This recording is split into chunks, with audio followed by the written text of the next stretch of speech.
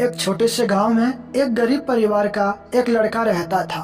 घर की हालत इतनी खराब थी कि सही से पढ़ाई भी नहीं कर पाया था, लेकिन उसके दिल में एक बड़ा सपना था, किसी तरह अपने परिवार का सहारा बनना और पढ़ाई को जारी रखना।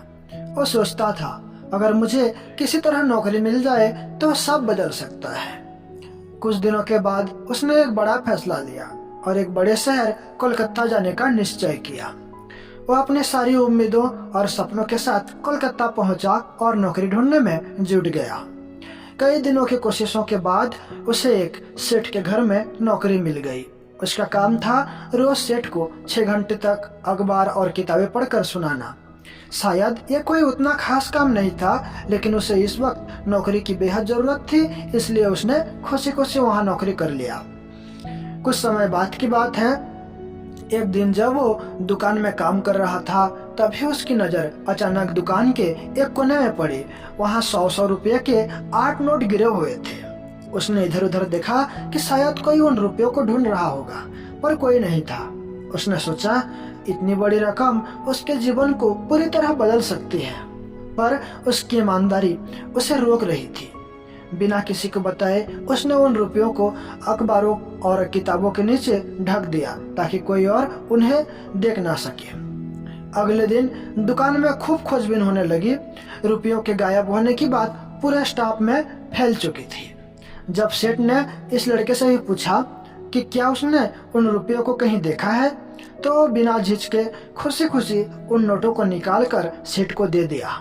उसकी ईमानदारी देखकर सभी हैरान रह गए।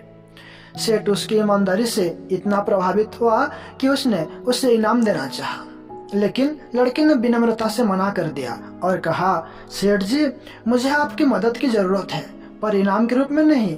मैं पढ़ाई जारी रखना चाहता हूँ, लेकिन पैसों की कमी के कारण ऐसा नहीं कर पा रहा हूँ। अगर आप मेरी पढ़ाई में मदद कर सकें तो मैं हमेशा आपका आभारी रहूंगा। सेठ ने उसकी लगन और ईमानदारी को देखते हुए उसकी पढ़ाई का पूरा खर्चा उठाने का वादा किया। इसके बाद उसने पढ़ाई में जी जान लगा दी, हर विषय में कड़ी मेहनत की और अपने सपनों को पूरा करने के लिए दिन रात एक कर दिए।